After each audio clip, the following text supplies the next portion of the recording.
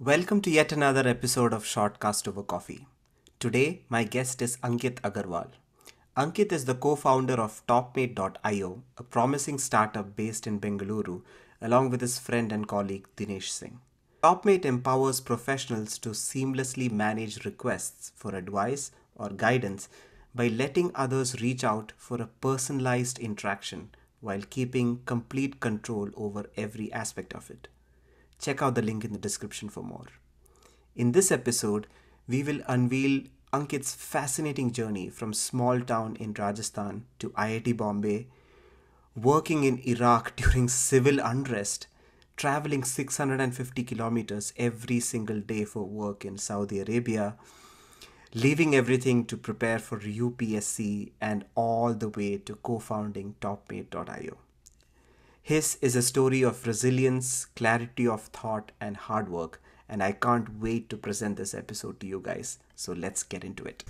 Hi, Ankit. Welcome to the podcast. Hi Bala, thank you. Thanks a lot for inviting me.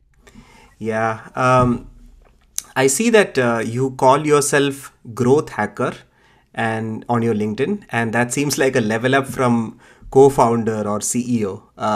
Let's start with that. Why do you call yourself growth hacker, and how is it different from a CEO? So CEO, I think it's more like a responsibility or a designation in the company. This is more towards the work that I'm doing in the company or I'm trying to do actually. So I take care of the business side of the business, the business side of the startup. And in that, one of the most important key thing for us to keep growing, to keep getting more and more people to experience TopMate.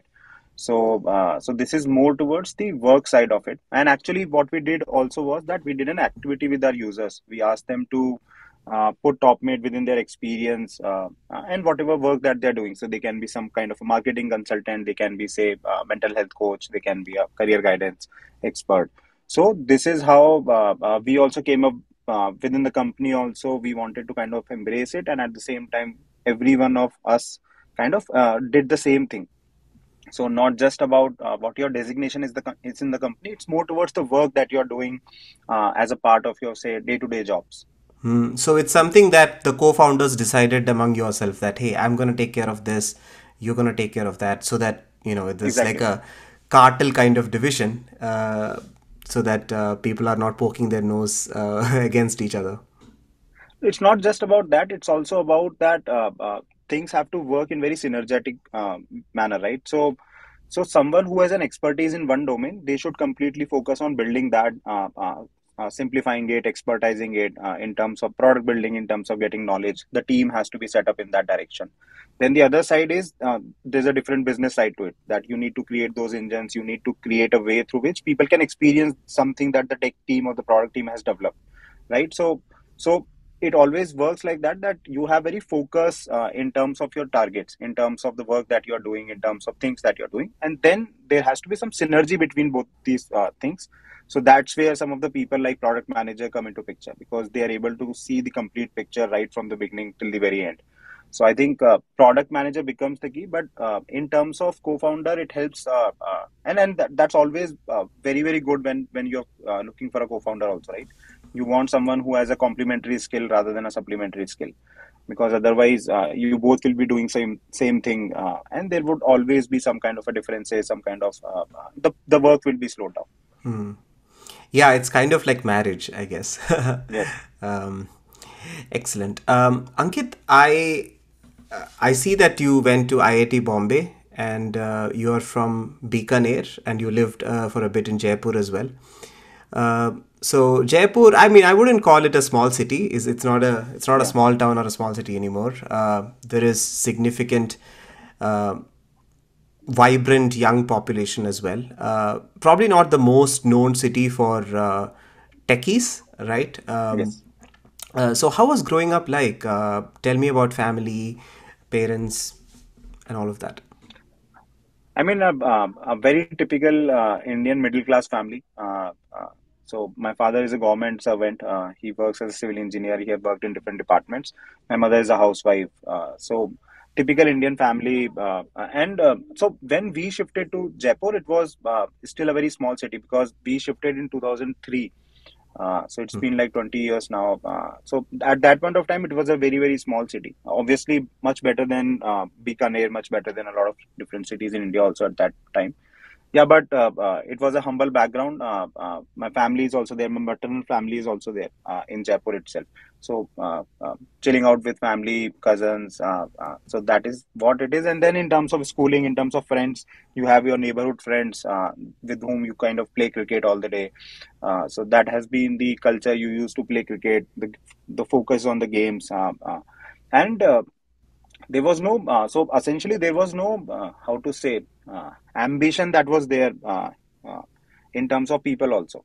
Usually it was difficult to find that kind of an ambition because everyone was kind from the same background. For them to come to Jaipur itself was an achievement. Like our parents used to shift, like, so that was the thing. So even in the students, in the kids, in the friends, it was nothing like that.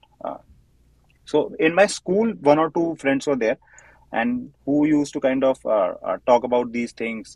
They were toppers in the class, so somehow I was friends with them, and so one or two of friends of them, through them I came to know about some of the things. So Were you now, were you a topper in school? Like, did you absolutely no, no, ace no, through school? Yeah, no, no, because no, never, the never. reason why I'm asking is, from speaking from my own experience, right? Some people absolutely nail school, right? They Yes. are very good at studies, but somehow after college you just don't hear about them. In school they have a great potential. Teachers rave about them. They are like, oh, you are the next big thing. You're going to do this, you're going to do that. But and sometimes some of the students surprise you. Some of them who are like 10th, 11th, I mean, they're not too bad, but at the same time they're not the top Yes. 3 either, and they somehow get a spark later in life, and they go on to achieve great things. So what was your typical rank in class? So I was always in the same bracket, so somewhere between 6th to 12th. So that was always the case. I have no prize at all in my home from the academic side, zero. Proficiency So prize. yeah, nothing, nothing like that. Uh, but I think what also happens is that probably the Indian schooling system at that point of time was like that. Probably it has changed now for the better, actually. But at that point of time, it was more about that you can just remember everything and just put it out on the paper, and most like that. So I was like very good in maths because for me maths was something that I was used to pick up very quickly. So my father is also, his maths is also like very great.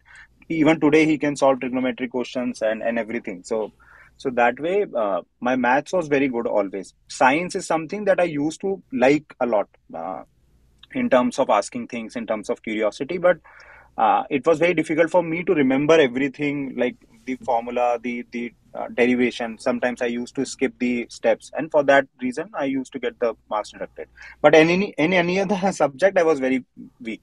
So be it English, be it any other social studies or something like that, right? So that way I was an average student. It's just that I was somehow a bit curious, because my father is a very he's also very intelligent, actually. Very So analytical, because rational kind of man. very, yeah, not like that also. He's very fun, he's very chilled out that way, not like that. He's very intelligent in terms of studies, because and because of his family's financial issue, like my grandfather's financial issues, he was not able to get into, say, bits, and he has to join a government college. So that way he is very good. So I probably picked this thing from him. So he used to teach me maths, and he taught me how to study maths, because maths is a very different thing to study. You need to understand, you need to grasp these things, right? So that was the case. So in terms of schooling, no academic prize, obviously. And it just happened, actually. I got into IIT, and I feel myself very, very fortunate. And I think fortune definitely works on that day in some cases. So I was fortunate enough that I could get into that college, and that college changed everything for me, specifically. It might be something else for someone who probably were not able to kind of get into that college, but still they made it something. But I think it's more about how you keep looking out for new things. I think that's the way it is. Yeah, and even your IIT story is very interesting. You get a pretty decent rank, but You were you undecided at the time as to what branch you want to select, because you were completely eyeing on IIT Bombay. You really wanted to move to Bombay. Yeah. That was your thing, and you chose civil engineering at IIT Bombay. I mean, which I think if you apply common sense, you would probably be getting like a electrical or an electronics or something in IIT Roorkee. So, what was the thought process behind joining IIT Bombay? Did someone talk to you about it, or was it the city that inspired you? I think it's a mix of both. So one thing, my family and my like cousins, we went to a trip to Goa and Bombay, and that was the first time we saw Bombay. And Bombay is like obviously, as a city, it mesmerizes you when you first go there, always, right? So coming from Jaipur, which was very small city at that point of time, there was no malls or anything, and then you come to Bombay, so that was obviously mesmerizing in terms of expectation, but what also happened was during my 11th and 12th, I was also preparing for IIT-J, but I was not able to get into it. I was not able to clear the exam at that in that year. But my friends from those coaching center, so a lot of them actually went to IIT Bombay, and they always used to tell me that you have to come to IIT Bombay, forget about everything. कि सबसे अच्छा यही है. So that's how that feeling also came. Then when I got the rank, I and at in those years, computer science was not that great. In 2008, when we were choosing the branch, it was not something that okay, people will feel about that. Okay, I have to get into computer science no matter what the college is. So Data science was not this big. AI was not a no, no, thing. nothing, nothing, nothing. There was no existence of this. There was just fixed branches. Obviously, computer science is good, but then you also used to weigh college, because college gives you placements and everything and opportunities. So that was the case. So then mostly it was because of the friends, the stories that I used to hear from them. My very good friend, he was with me. So he was one of the guy who I used to look up to in terms of say in school. So he also get into it, and so that kind of inspired me, you can say. It's more about FOMO kind of a thing in my opinion, but yeah. Right. So you select civil engineering, and let's say going through civil engineering for the first year, looking at the courses, were you ever intimidated, or did you always have this wiring in your head that, hey, we have cracked the toughest exam in the world. Nothing is impossible. We'll just get through this, and we'll see what comes to us after. Was that your attitude, or how was your mind placed? So I think when you get into IIT, most of the people have this attitude, and the first year is common for everyone. Yeah. So there was a course in maths which was like extremely tough, and most of the people had this kind of say idea that okay, we'll be able to crack it because we have cracked JE exam, and now what is this? But most of the people in that exam gets very low grades. Even myself, my all my friends, we got like very bad grade eventually. So that kind of immediately shatters that in most of the cases with people, that so they realize very quickly that okay, it's not something that is going to be an easy thing. There are people who are like really smart, really intelligent, and people are also putting in efforts. And we were like chilling, ki, "ठीक है, हो जाएगा," something like that. So that is something that happens. In terms of civil engineering, it is an interesting, very interesting domain, obviously, because you get to see how things are built. You get to experience a lot of these things that are happening in reality. That's how bridges are created. That's how roads are created. You get to know a lot of things. So I think engineering in every aspect, in every domain, is like that. It kind of opens up your mind in certain directions. So I think that was the case. It was an interesting, very interesting branch, in my opinion. But in terms of job opportunities, it's very less in India. And that's how that is the reason why people don't prefer, or people didn't used to prefer. Most of the people used to prefer civil engineering because they were able to kind of give an government exam and are applicable for giving a government exam. Indian engineering services, majorly. So that was one of the thought process.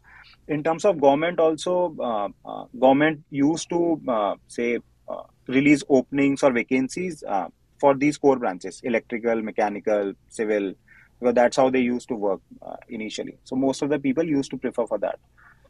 So my father was a civil engineer.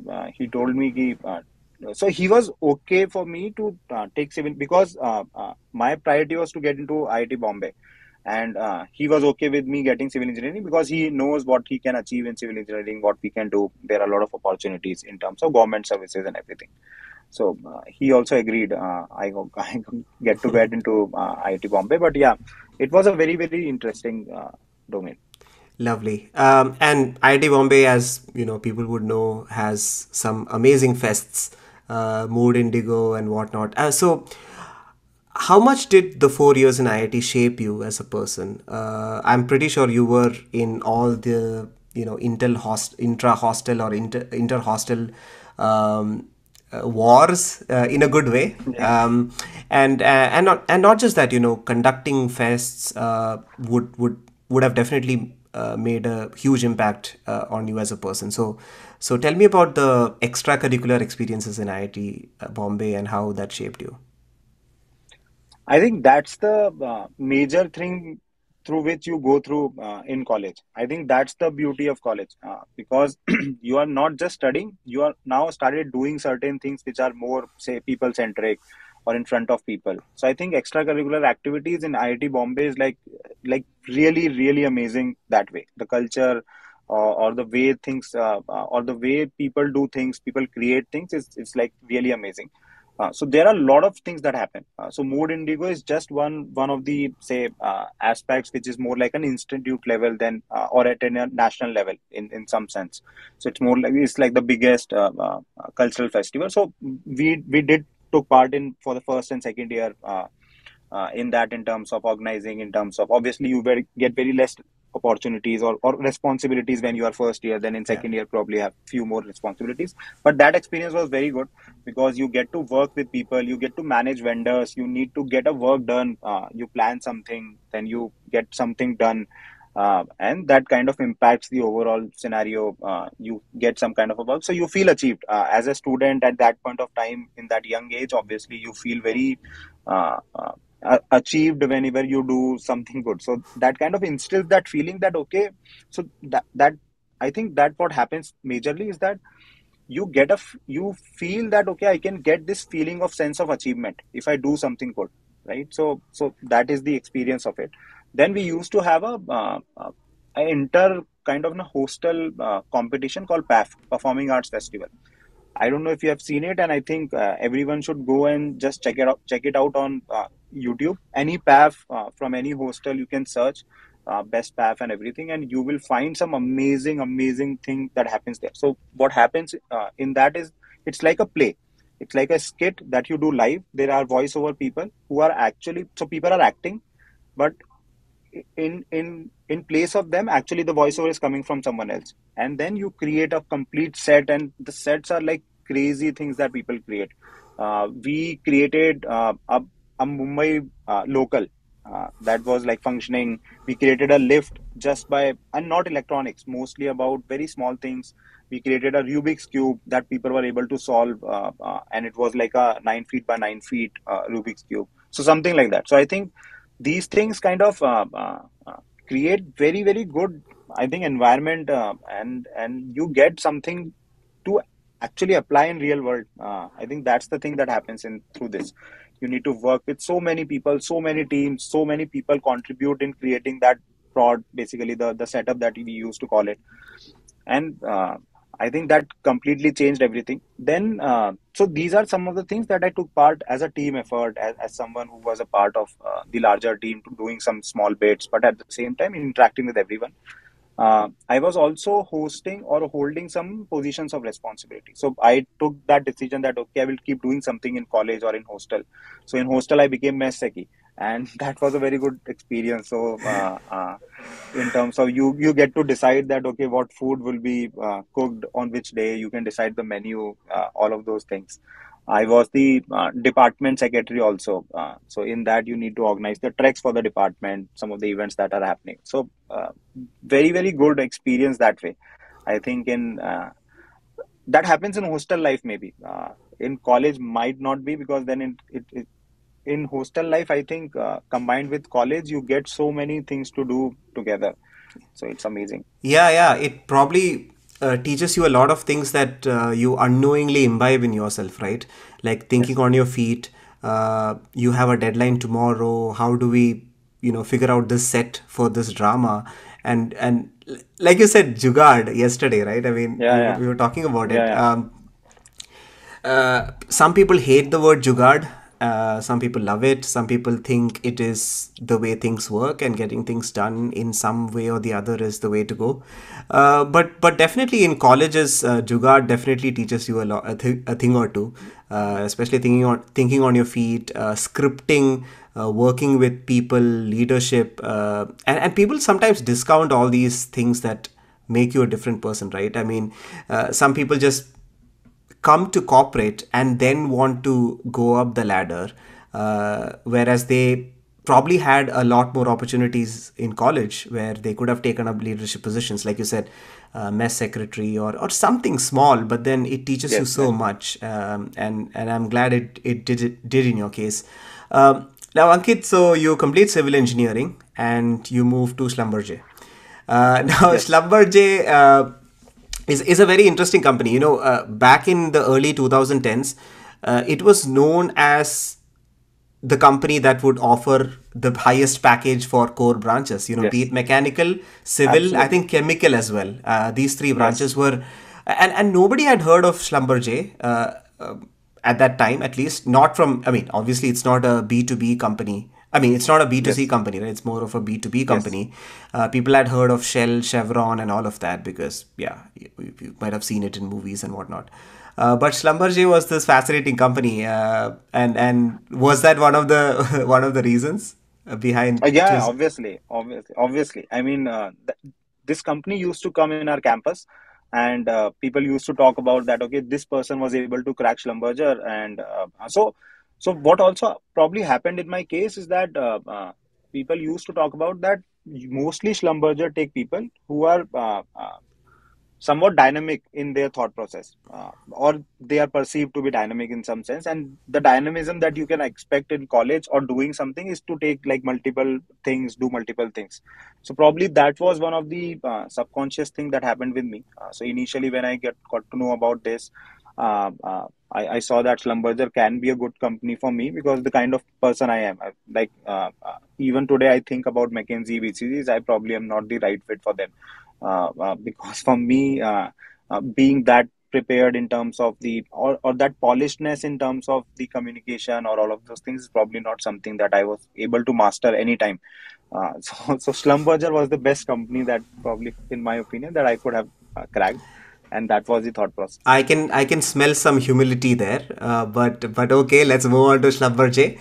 So your first posting was in Iraq, was that your first posting? Yes, Uh, yes, so the so when first you posting. were when you got the offer, did you know what you were signing up for already? So, no, no. So the way it works is that from the campus you get the offers. You know that you are placed now. So that happens in us end of seventh semester itself. Now eighth semester is something in between. They call you for some kind of a, say, field exposure program. They called us for 2 days. They took us to the rigs and everywhere. So that was there, and then after the posting, after everything, they give you the they actually give you the joining date and the location.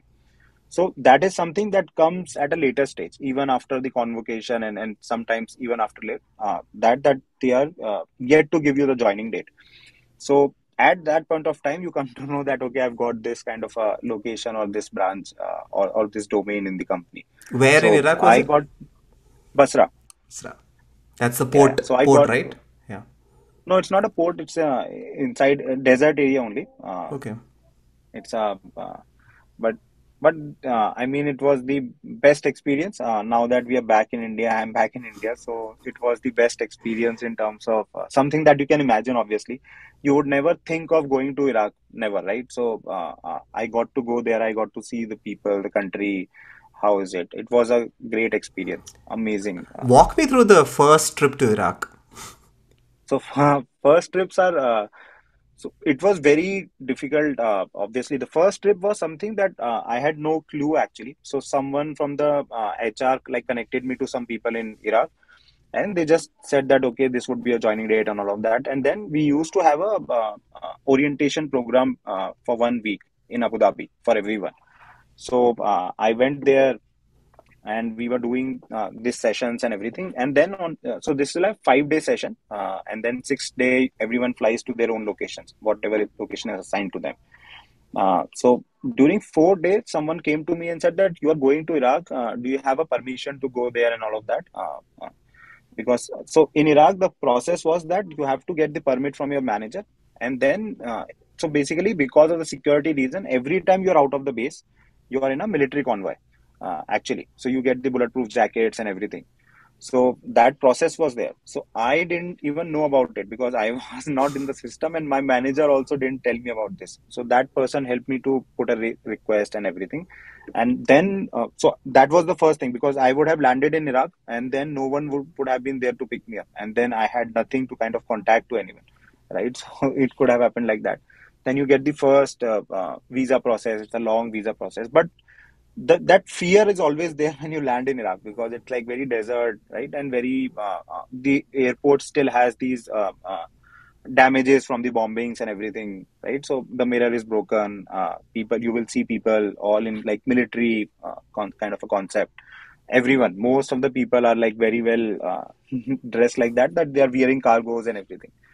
So then you get out, and that's the first time when you actually get to experience what it is going to be in Iraq. So that time the military convoy comes. There's a security personnel. There are 3 vehicles that comes like Alpha, Beta, Charlie. Every vehicle is fully armored, bulletproof, and everything. And then in front you have 2 military people. Then on behind, 2 people will sit, and they will give you bulletproof jackets. They will brief you that okay, if something happens during the road, how to safeguard yourself and all of those things. These are very scary things, because you just land there and someone is telling you that okay, there might be an attack on your convoy also. So be prepared for that. So So from Abu Dhabi, amazing. you went to Baghdad or Basra directly? Basra. There was an airport in Basra, so I went to Basra. But did you have any first-hand experience seeing the war or any crazy stories that you remember? So war was not there at that point of time. It was more of the unrest. The civil unrest was there. So Basra is still a small city, and and all the companies, they have bases in like very deserty area, very far from the city. Most of them. So we went through some cities sometimes whenever we used to go to our location for the rigs and everything. So we used to travel there sometimes during the city from the cities. But in terms of the say the violence, we haven't seen directly. There were some cases that happened with us. So there was an attack on our base due to some political reason, and luckily we were not there. So me and one of my friend from India, Nikunj also, we were the 2 people who actually got Iraq during that year from Schlumberger. So Schlumberger hired in total about, I think, 230 people, and only 2 of us got Iraq, Basra. So we became friends way before we actually went there. So we were not there, but we got there was an attack on our base. And in Baghdad, everyday bombings used to keep happening, the suicide bombings, because civil unrest was still there. Because there's a power gap now, and there was a lot of civil unrest, so people used to do a lot of suicide bombing. So in Baghdad, when we were there, we used to get the security report from on the rig when we were on the rig, and they used to tell us that almost on an average there are 300 to 330 people who are dying on a monthly basis because of these bombings. But this is normal. So whenever this is the number, then it's more like a neutral thing that is going on, because there was a lot of unrest in Baghdad at that point of time. Did you get to visit Baghdad or No, no? no, no. I didn't get to visit Baghdad. Yeah, oof, that's crazy. I mean, it was back in the day. You keep on listening to the news that lots of oil pipelines were also attacked. I think. Yes, yes. Yeah, so in our later time, when we were just about to leave Iraq, actually, and fortunately I got transferred just before that, ISIS came, and that also happened a lot. So especially then, a lot of people moved out, because ISIS also came, and ISIS didn't reach to Basra completely, but they were on the path. So a lot of so when I used to hear about this, when I got transferred to Saudi, that point of time I came to know about this also, that ISIS came. That was the real threat, because the northern side of it, when we there was another base that was there, Erbil, from Schlumberger, that got completely attacked. So that was completely vacated. Wow. That's crazy. And Yeah. from Iraq, you moved to Saudi. How was that experience? It would have been like a quite a fortress, right? I mean, this is what I've heard of Saudi Arabia. I've met quite a few people Yes. who were raised there, and what they say is, I mean, a lot of them were expats, so from Pakistan, from India. So expats live a very different life. They have, tailor-made colonies, American schools, and they don't quite interact with local people. Yes. And then there is the other side, which not a lot of people know about. How was your Saudi experience? So exactly like that. So every company gives you compounds or basically flats in these colonies, and this is like the typical American colony that you will see. The roads are there. Every house is similar. You have a parking outside, garden, and then exactly the American same. suburbia. Yeah, yeah. So all these expats used to live there. So that was the case. In terms of restrictions, there was a lot of restrictions in Saudi, obviously, right? So in some restaurants, you have sections where only bachelors can go. They are not allowed to go into the sections where families can go. So a lot of restrictions was there in Saudi. You feel slightly claustrophobic whenever you are going outside because there's always fear because the rules are very strict. So say suppose if some girl kind of claims that okay he was staring at me, now it is your responsibility to prove that you were not staring at her.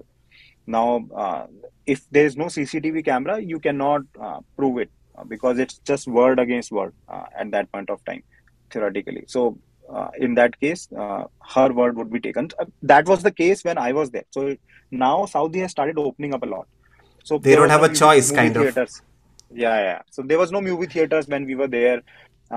We used to just live in one single compound, just come back to office from there. But and also the drive was like very very long because the compounds are very far away from the locations where we used to work. So every day we were traveling 650 kilometers round trip just to go to office. Wait, It's like what? that. Yeah, yeah, yeah. So 650 kilometers every single day. every single day. That was the case. So that was also not something which was like feasible for us to do. So keep going every day because we used to leave compound at 4 o'clock in the evening. Sorry, in the morning. Then it took us about say about 2.5 3 hours to reach the office. 7 o'clock we used to reach. There was a stand up. Then by evening 4 or 5 if we leave, we'll reach by about 7 8. Then we had dinner and then just sleep. Nothing else because you have to wake up and leave by 4 o'clock in the morning next day. So it was like a very, very. So I used to prefer to stay on the rig itself so that I don't have to travel this a lot. I was like, I don't want to stay in this compound. Let me just stay there. But to visit even the office, that was the case. So the people who used to visit office, who has families there. So I thought that this is not the life that I want to live, no matter the money and everything. But this is like I'm doing nothing. I'm just becoming a robot and just doing something similar. So. Yeah, and how is the rig like? I mean, rig would have comfortable accommodation, but like the temperatures are quite insane, right, in Saudi? Yeah, so Iraq temperature wise is like crazy. In summers, I have worked in 58. So 58 is the maximum that I've worked in. And on rig, you cannot, you have to wear the coveralls, which is like very heavy clothing, single coveralls. And we used to sweat and it was very, very hot. And it was very windy also, very hot winds. So you don't even sweat. So a lot of people won't even realize that they are dehydrated now because you won't sweat as soon as the sweat comes it just dries up. So it was crazy in terms of temperature and everything. uh, but I think very difficult terrain, very difficult terrain. But rigs accommodations was also not like very very great. They used to be that ship containers that are converted into rooms, small rooms. But similar thing used to happen in base also. So the Iraq base that we used to live in, that was also created like that. So all the accommodation was from these shipping containers, and inside you will have a washroom, you will have a bed, you will have a small TV, but a very small setup, very very small setup. So it's more like a not a comfortable accommodation or something like that. Essentially, So but while the food you and everything was good. Oh, yeah, yeah. Food and I've heard everything was about good. that. Yeah, yeah. Yes. Nice. So as you were going through these experiences, were you always in touch with Dinesh? Did you always have this idea that I have to come back to India, do something on my own, or did this whole No, entrepreneurship? Yeah. no, no. It was so Dinesh. Obviously, he we used to be in touch. We used to keep meeting. So I used to quite frequently come back to India. So in Iraq, we had a policy of 6:3 rotation basically. So you work for 6 weeks continuously, and you get 3 weeks of holidays, and you can go anywhere. They will give you the ticket and everything. So that way, I used to say work for 8 weeks, and then I get a 4 weeks holiday. So I used to come back to India.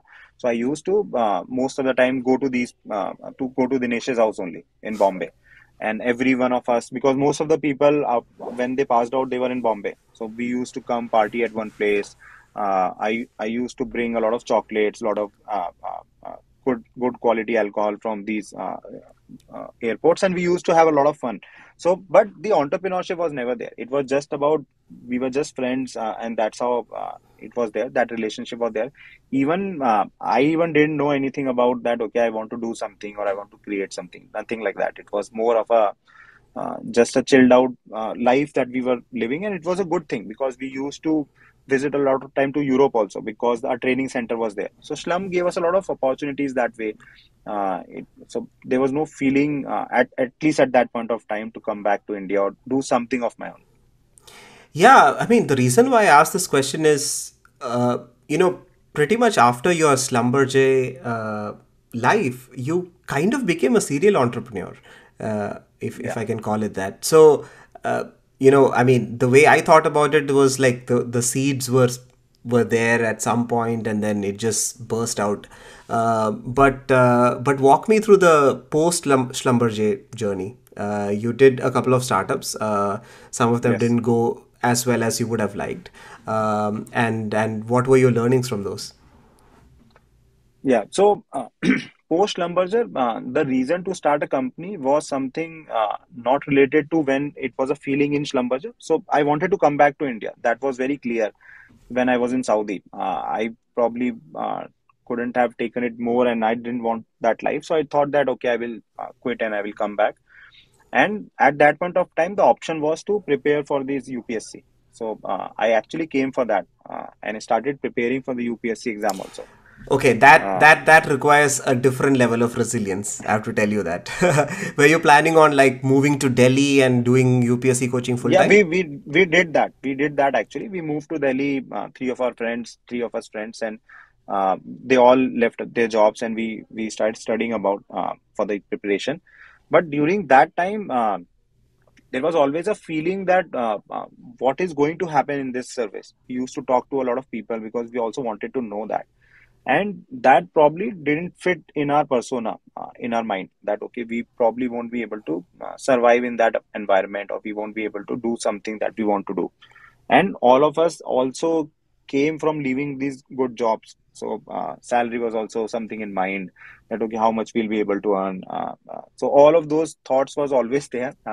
So we actually didn't even give the exam. We went to meet an economics teacher who used to teach us economics, and we actually explained him that okay, we are thinking this, that's the dilemma that we have in our mind. And he also said that probably you are not the right people, because the studies was very good. To be very honest, I really enjoyed studying for that, because I studied a lot at that point of time, like crazy studying, and you What were study the everything. subjects that you were going for, if for IAS, like your strong suits? So we took the optional as civil engineering only. We thought that because we obviously know. But then on the other side, you have to study everything. So geography, civics, philosophy, psychology, history, economics. You have to study everything. So the course is also like that. Anything under the sun. People say that it's anything under the sun. They can ask you everything. They can ask any GK question. So everything was there. It's a tough thing, obviously. I probably wouldn't have been able to even crack it now that I think about it, but it's more about the thought process before it, that okay, we thought that okay, let's do something else, and that's how the idea for startup came. And it was still And then something else, but not so much of clarity. Yeah, it was not something it was something else, but then the something else was somehow startup only, that we always kind of dialed But out to. it was undecided. Was it a service oriented startup versus Oh, that way, manufacturing? yeah, yeah. It was just about doing something. That's it. No idea, nothing. And then when we stopped kind of going to coaching, stopped the preparation, that's how we started exploring about different ideas. And then we came up with the idea of pre-grab, which was more in the format of that you can sell, or you can buy second-hand products with warranty, servicing, and everything. So that was our value prop. And we wanted to create a marketplace because we saw that there are a lot of dealers who sell these products. They have small shops in electronics market, different markets.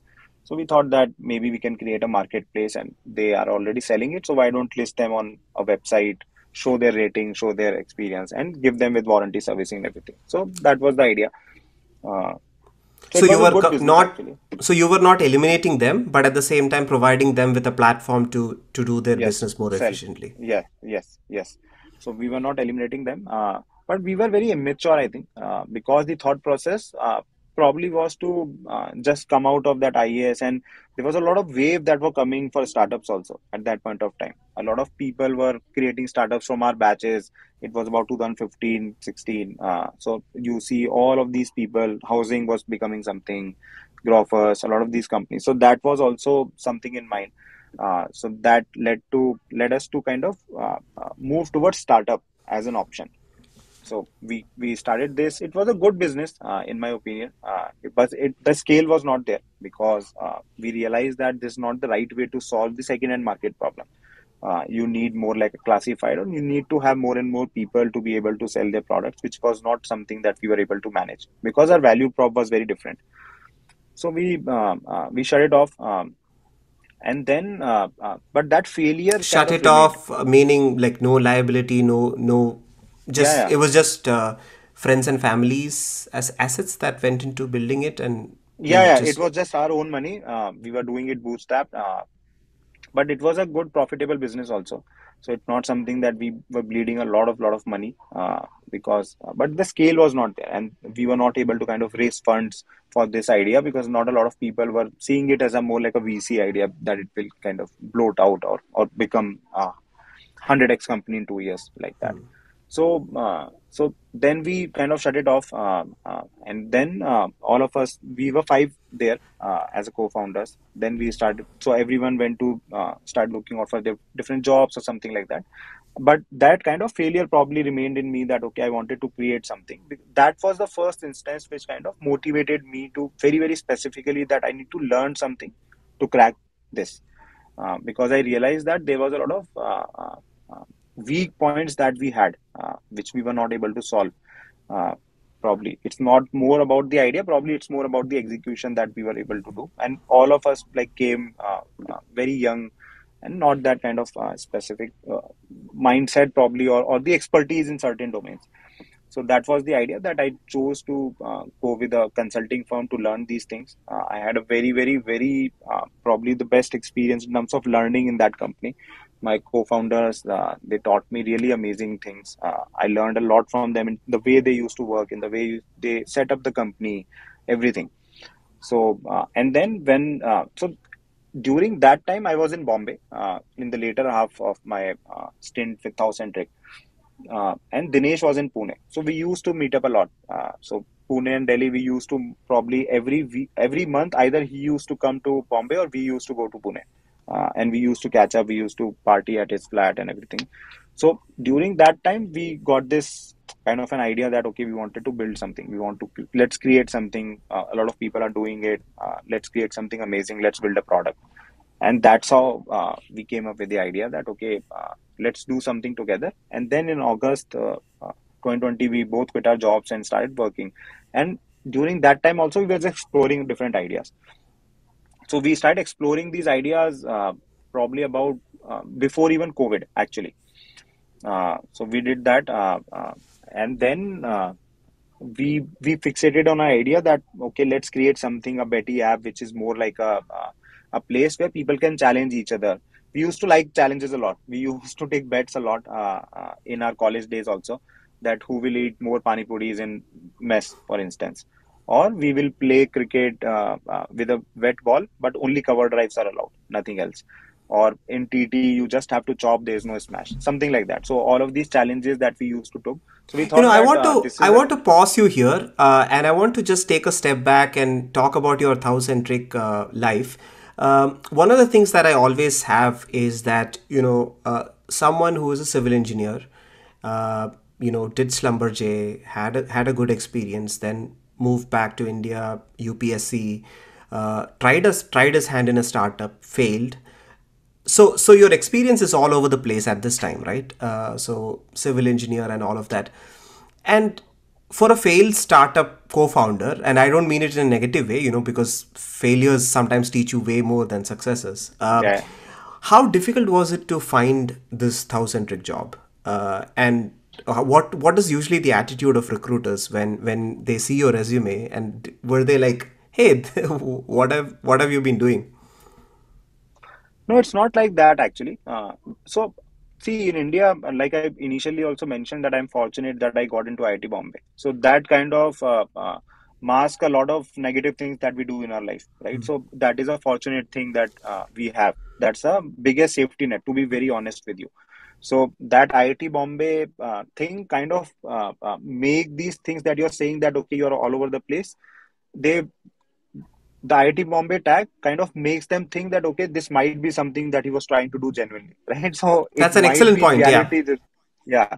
So that is one of the major reasons. So it was not very difficult for me to be honest, and even today I still keep saying to everyone whenever someone reaches out to me and they have a fear that okay they want to start a company. So if they are from IITs, I always say them this thing that if not you, then who in this country? If you cannot take a plunge, if you cannot take a leap of faith, then who do you think will in this country will be able to do that if you don't inspire them, right? So you need to give them that confidence because you are the people who will definitely get something. Anything matlab, I probably could have got any something at least in anywhere like a business development lead or anything like that, right? So it's not a problem. I think that was the major thing. So if uh, you have a brand, if you have a strong alumni network, that itself is a safety net, and that shouldn't stop you from starting Absolutely. anything, right? Okay. Absolutely, absolutely. It's a very good, it's a very fortunate thing, obviously. It's not about just about we are proud of it, obviously, and it's a fortunate thing that okay, probably on the exam day, because I know a lot of people who are much intelligent than me, but they were not able to get into or they were not able to clear the exam that day. Somehow, some things worked. Somehow, this happens. So I think it's more about the network and the tag, Yeah, obviously. yeah, absolutely. So again, coming back to Betty app, so you were really interested in small bets with your friends. You were talking about certain rules in cricket, who can eat more pani puri, and how did you think about a product based off of this? So we were not able to do that actually. So that's the reason it didn't work out. So to be very honest, that was the reality that we were not able to create the product that we envisioned in our mind What did you envision? in I'm reality. very curious to know. It was more of a playful thing that okay, someone will say, for instance, that okay, I will shave my head in a mall, and do you want to see this? And they will pay some amount to actually see it on live. And he will say that if I'm able to collect 5,000 rupees, I will definitely go and do it. Uh, and that I will go to a mall in a boxer, something like that.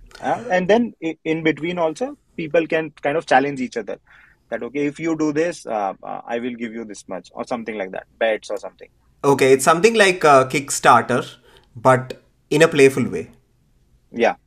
Yes. Interesting. Yeah. I mean, I'm glad you didn't go that route, by the way, because the new GST rules, 28% Yeah. for betting and all of that. So I think you saved some money there. Yeah.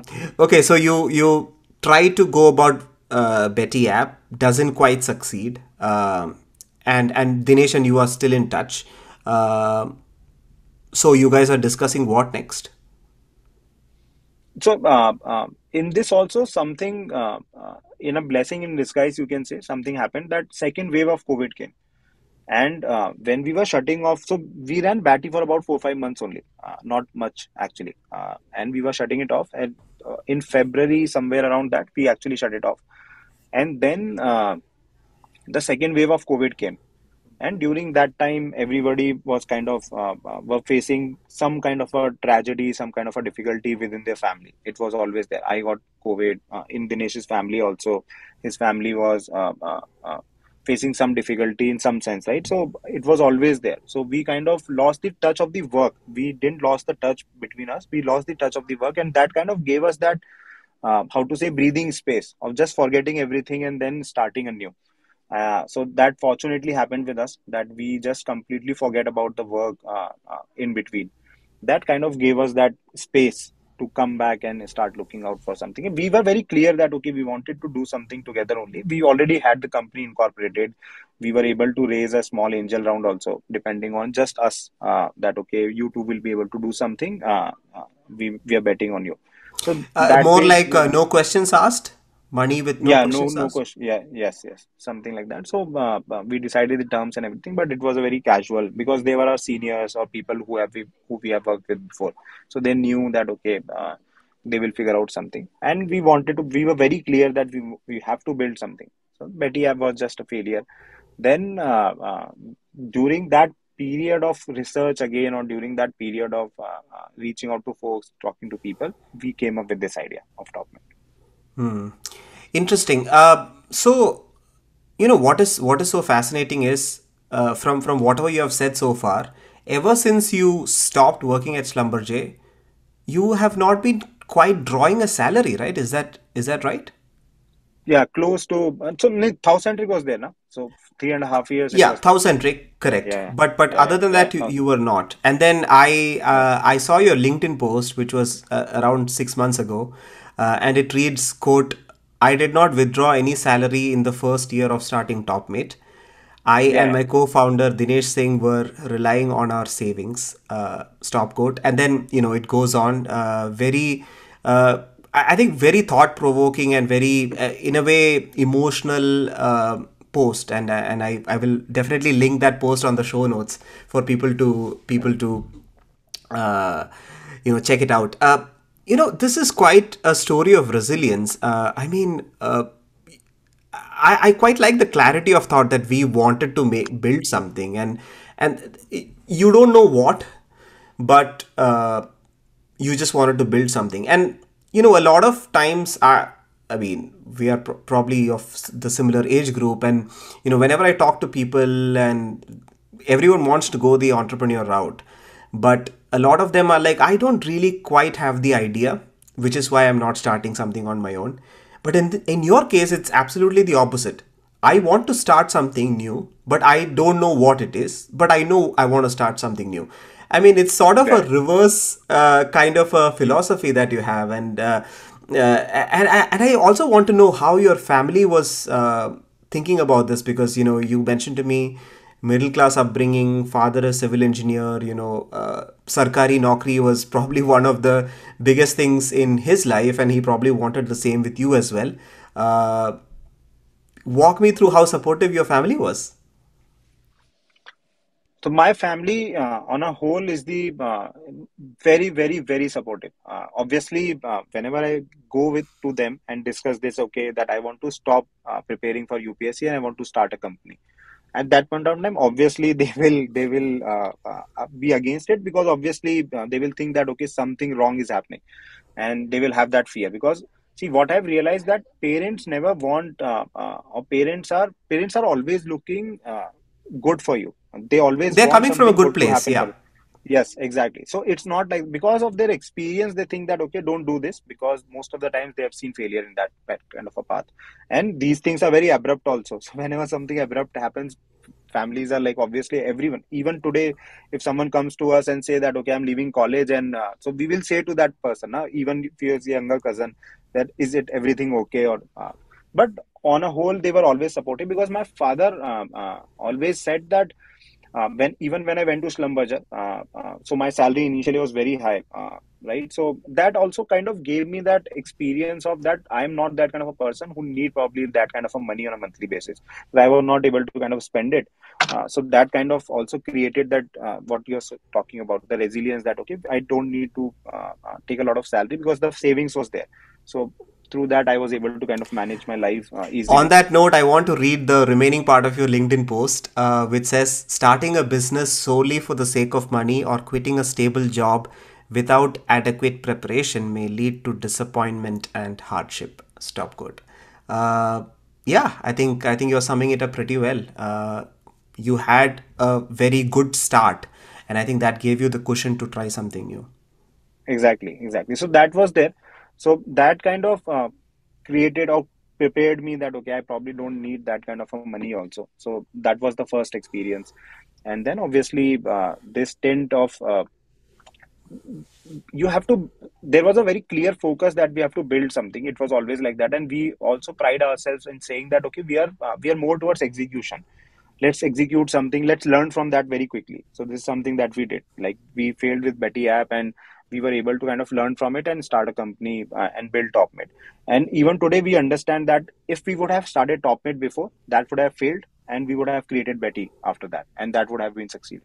So it's more about the learnings and not actually the timing of the idea, or the positioning of the idea. It's the learnings that happened which kind of created this.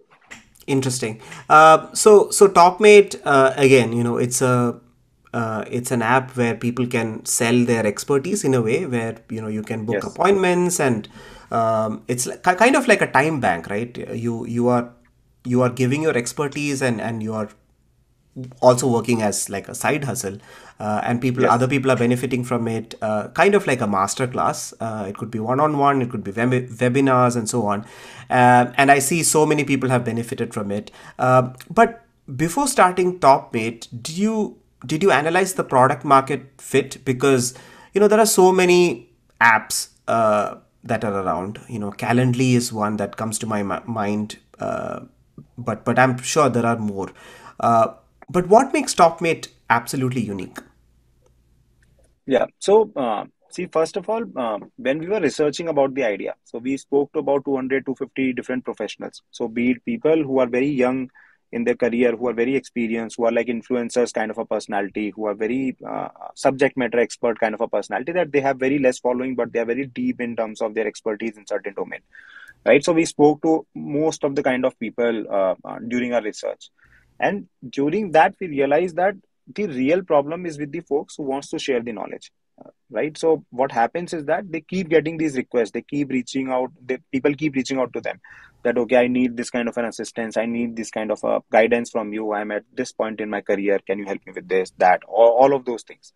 But for them to open it up for everyone is not possible.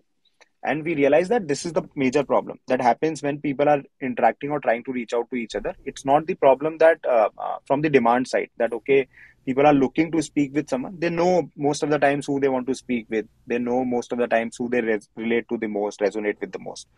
So that was the thought process, first of all, in that sense. Now looking at the competition, or a so-called competition, what we realize that, see, Calendly is a scheduling platform. It is trying to solve the, or it is solving the problem of scheduling only. But in these cases, so these are not scheduling cases. Scheduling cases comes between us, like for instance, you would have reached out to me, I would have interacted with you over a message or something like that, and then we would have, so once we agreed that okay, we want to have a meeting, at that point of time the Calendly would come into picture. Because but here there is a lot of things that need to happen before, there's a lot that needs to happen afterwards. So the first part is the context setting. So that context setting happens automatically with Topmate, that okay, I can help you with product management interview, I can help you with a mental health coach session, I can help you with a marketing class, but these are my charges. If you are okay enough, you can reach out to me and we can have a discussion. So that context setting happens directly. And what also used to happen, that in messages it was like close to impossible to ask for money. Even if you interact with someone, even if you talk to someone, it is like extremely unprofessional from their perspective that they will ask for money. And people don't value free advice. People, even if they give the best advice, people won't value it. There's a lot of no shows that happen. This is something that we realize, that people book the calls but they don't come, because for them anything other than that would be more important at that point of time, because that was a free booking. So that was some of the idea that okay, this is a need in this market, and to solve this, we have to build it like a tool and not like a marketplace, not like a place where people can search for experts. Not like that. We need to enable or empower these people who are capable of offering their time, sharing their knowledge, sharing their experience with others. Hmm. Fantastic. Yeah, I definitely see a product market fit, and I think there was a gap which you are rightly trying to solve. But having gone through Topmate myself, some of the things really struck me, and I wanted to clarify it with you. You mentioned about mental health and things surrounding that, right? Now, mental health is a very touchy topic. It has a lot of laws and regulations and so on and so forth. Are you aware? Are you ever worried that it may go into that level of uncertainty where someone takes a class and maybe the professional was not authorized and so on? The reason why I'm asking is, like for instance, BetterHelp, which is an online therapy company, has been getting a lot of flack and criticism recently because of this. So Topmate being such a global platform, right? Everyone from all around the world is giving a masterclass. So how does Topmate sort of iron out those gaps regarding laws and these little things? So laws wise, there is no issue. First of all, because what is happening in this case, that you are reaching out to that person. So let me give you an example, probably to kind of explain it better. So Shopify helps you to create your own websites, right? Now you can create a website and you can sell scammy products. You can create a scammy website, sell products, and don't give the money to people. So they won't reach out to Shopify for this. So essentially, we are doing exactly the same thing, that we are creating Shopify for these individuals. That you have your storefront, you have your services, you have your phase in which you can offer your time, you can decide your own pricing and everything. Now, one thing that happens in certain cases, obviously, what you're saying is that a lot of people try reach out to us that okay, professional didn't join. Most of the time, so we have probably have gotten like we can count those many requests where people have said that the quality of the session was not good. It usually doesn't happen because they know who they are reaching out to. They know that okay, this is something that they can expect. Uh, uh, in terms of these no shows, in terms of these experience issues, we have a product that kind of enables or prevents that in some sense. So people reach out to us in support. We help them in terms of getting the call rescheduled. Most of the time, experts or these people who are using Topmate, they're very known professionals. And in addition to that, we have some checks and balances in place in terms of the payouts, in terms of checking the profile, in terms of checking the authenticity of the profile before we allow them to make or to start selling their services, start selling their time, right? So all of those checks and balances are there in the product, but essentially it is open for everyone. We don't vet someone, we just vet whether they are real or not. That's it. So it's not something, the vetting that happens, like for example, that you have to be uh, at least 6 years experience. It's not like that. Because we understand that everyone has something to share to someone. Yeah, so in a way, Topmate is a software company. Topmate is more of an Yes, enabler, exactly. which is helping the customer reach out to the expert, and it's not the expert Exactly. itself. So I think Exactly. you clarified it pretty perfectly. Now you start Topmate, and this is something I ask all of my guests. Whoever is in the entrepreneur or who is a CEO or co-founder of a company. How hard was it to find your first customers, and how did you go about it? So I think the best way to find your first customers is while you are doing the research. So that is why your doing research is very important. So I think that is where you find your first customers And your automatically. research was pretty much talking to people, right? Or was So there you any have other to form? talk to no. So talk to people. So and this has to be talk to people only. So you go and you talk to as many people as possible, at least 100, 150 people who you think would be the right kind of sort of people to use your product. You would have something in mind, right? So whenever you think about an idea, you have a person in mind who will use that product. It might be a student, it might be a kid, it might be an adult, it might be a elder person, right? So you will always have that in mind. So go and talk to them as many as possible. You will find your first few customers from that research, definitely. If you don't find, then there's no need, obviously, right? So if you talk to 100 people and everyone says no, then probably there's no need for it. But you will definitely find 2 3 customers, 5 10 customers from that. So this is something that happened with us also, that all these 200 250 people that we spoke with, we used to explain them about our thought process, our idea, and a lot of them liked it. They started using it, but obviously they were not charging in initially.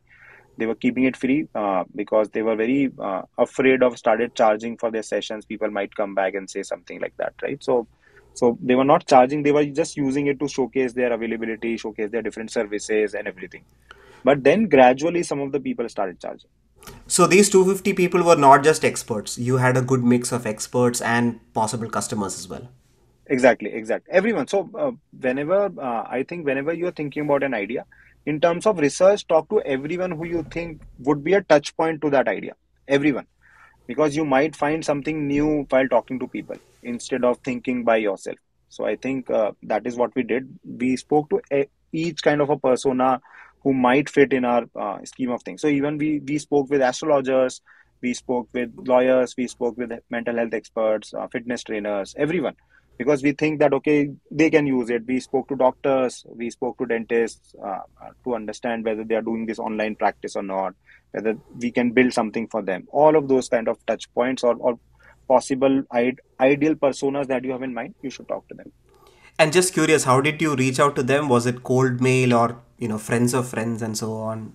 Mostly cold mails. Mostly we used to reach out to them on LinkedIn because these kind of people are not in anyone's circle. Also, our circle is not someone who has these kind of influencers or people who are doing these things. But from them, so once you get hold of at least 5 10 people, then you can start getting introductions from them only.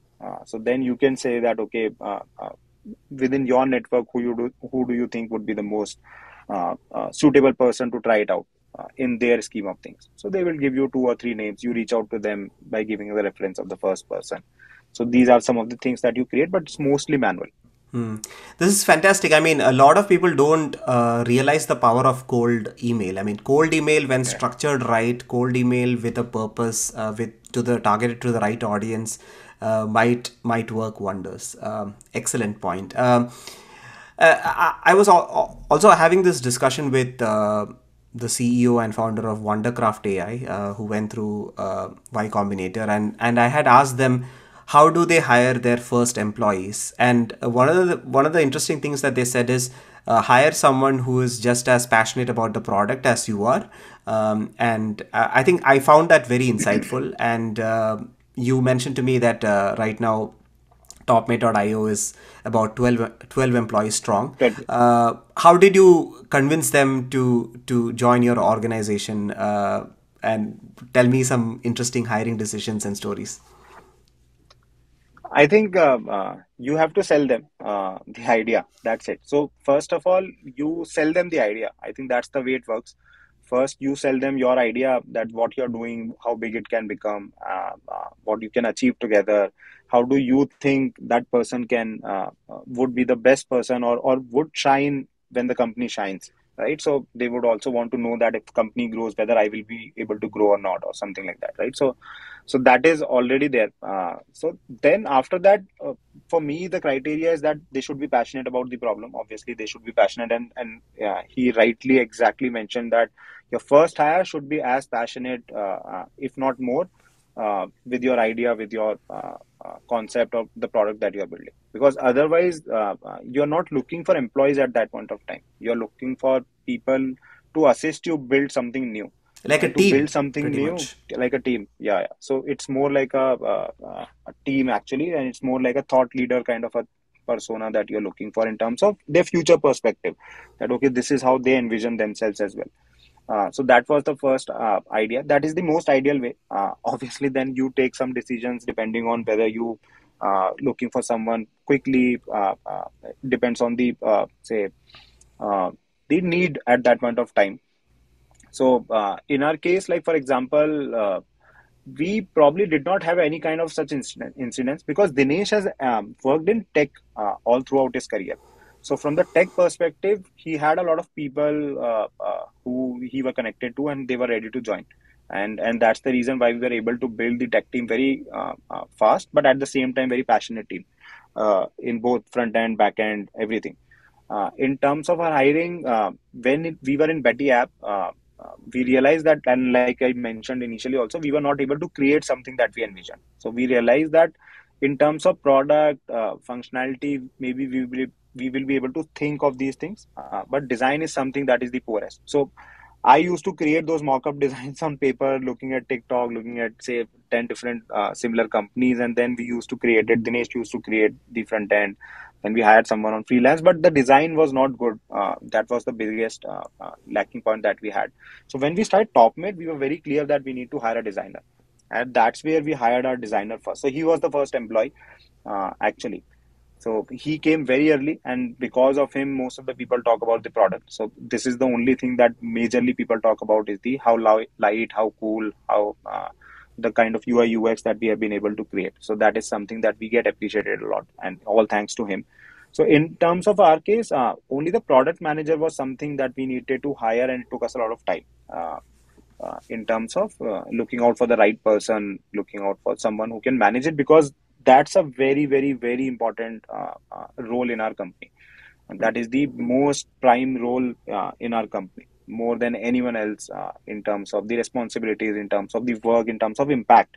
Because we are product, right? So nothing else. We are just about, like you mentioned, we're a software company. Whatever we ship, that is the only thing that we are used for, appreciated for. So that was the only case. It took us a lot of time to find the right person. A lot of people were very good, but they did not want to join us because we were very small at that point of time. They did not like the idea also. Some of them were not able to kind of envision the idea. Obviously, you cannot, everyone has their own thought process, everyone has their own concerns, and we are not even successful right now.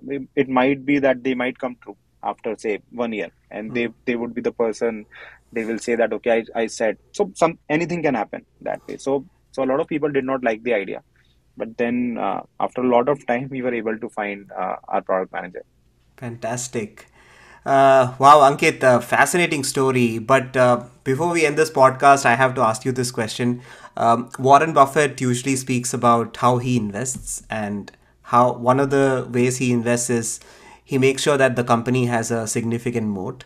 And when it comes to Topmate, are you very, very confident about the moat, and what are your future plans? And does the rapid growth of AI, and I mean, the world is changing very fast, right? Does that ever affect you? Does it scare you? How do you go about your day-to-day life? Yeah, so I think to start with, in terms of mode, we are very, very confident the product that we have been able to create, and we have a very, very, very good retention actually. And the reason, some of the reasons is that people have built their social profile there. Now, all the testimonials, feedbacks, all the people that they have spoken with, all the information about how much earnings that they have, all of that is in the system for them, and they would want to keep building on that. And that is what happens, right? So you cannot start from scratch from somewhere and then, so you will start building from somewhere, and that just compounds from here. So it's a good opportunity, and that's why we have a very, very good retention. So in terms of mode, we are very clear the kind of product that we are building and everything. In terms of day-to-day activities, I think, and now that a lot of different technologies are coming, so I personally feel that they are enablers. We should not even think about them as a competition. They are actually technologies that will enable some kind of an innovation. You need to embrace that. You need to quickly embrace that. You need to quickly start working on it. See how we can use that new technology in our solving the same problem, because the Let them do problem the is heavy not going to lifting, change. kind of. Yeah, yeah. So you don't need to, if your thought process is sound, if you have a very confidence on your the problem statement that you're trying to solve, that okay, I'm trying to solve this problem statement, and I know that this is the way to solve this problem statement. I might need to use some other technology, but the right way would be this. And then you can start incorporating these new technologies, different technologies. So this is what we are doing. We are creating a lot of products using AI also in the system, and they are very innovative. You won't find them anywhere across the world. And the way we are doing it, because we know what kind of problem we want to solve, what kind of things that we have as an engine to kind of train that, to use that. So this is something that we are doing, and you will soon see some of these things in terms of planning, in terms of expansion. And then obviously keep expanding in international geographies is something from the business side. So we are expanding to North American region right now. We have started getting presence in US, Canada. Now we want to kind of elevate that, accelerate that, and this is something that majorly we are working from in terms of the business side. Fantastic. I mean, Ankit, what a fascinating story. Small town boy, Jaipur, uh, IIT Bombay, Schlumberger, Iraq, Saudi Arabia. I mean, you have seen it all, and I think this is quite the story of resilience, and the hope and the true passion of wanting to build something new. I have personally used Topmate, and I have to say that it's a fantastic product.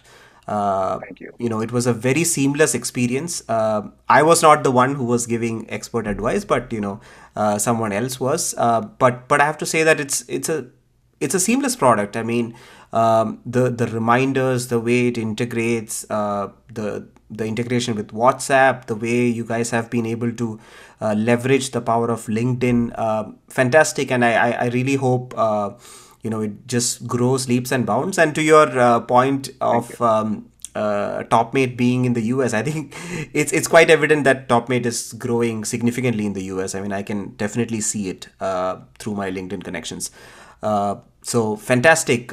You and Dinesh, you have built a fantastic product. And I mean, I love the fact that you are very confident about the moat. And way to go. Way to go. Absolutely. Thank you. Thanks a lot. So thank you so much, Ankit, for joining the podcast. We'll talk more and hopefully collaborate more. Absolutely, absolutely. It's a pleasure to be here, and thanks a lot for inviting me.